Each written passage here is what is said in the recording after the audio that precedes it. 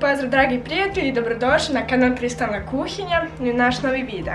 Danas vam pokazujemo kako da napravite krompir u rerni na najukusniji način ikada. Znači, možete ga i samog jesti ako ste toliko u žurbi i ne možete ništa drugo da pripremite. Ovo će vam dobro doći.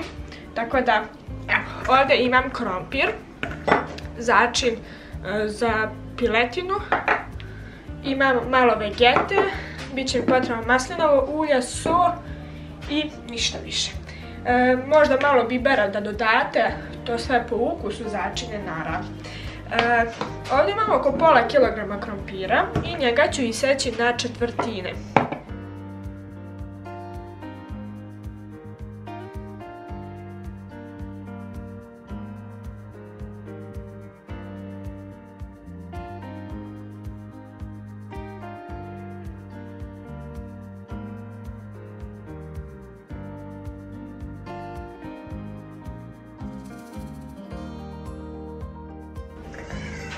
Potom ću krompir preneti u činiju.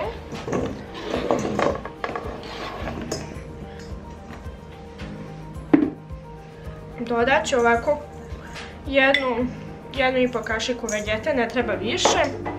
Začin za piletinu po želji, evo ovako neka trećina kašike, samo malo da se osjetim. Dodat ću vrlo malo soli, nemojte preterivati sa solju, zato što imate već vegetu, pa da vam ne bi bila previše slana. To ću ovako malo da promiješam.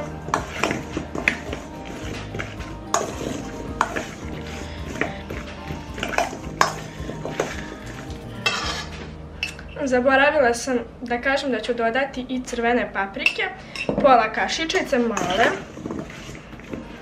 Ona će dati onako baš lijepu boju i onako malo će biti hrskavije.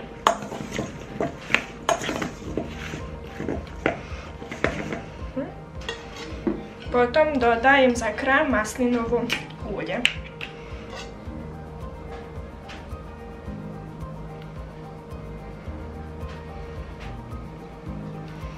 Evo neke 3 kašike.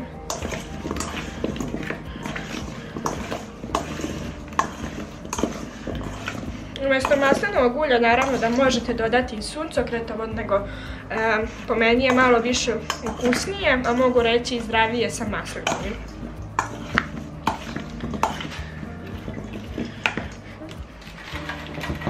U ple stavljam pek papir i stavit ću krompir.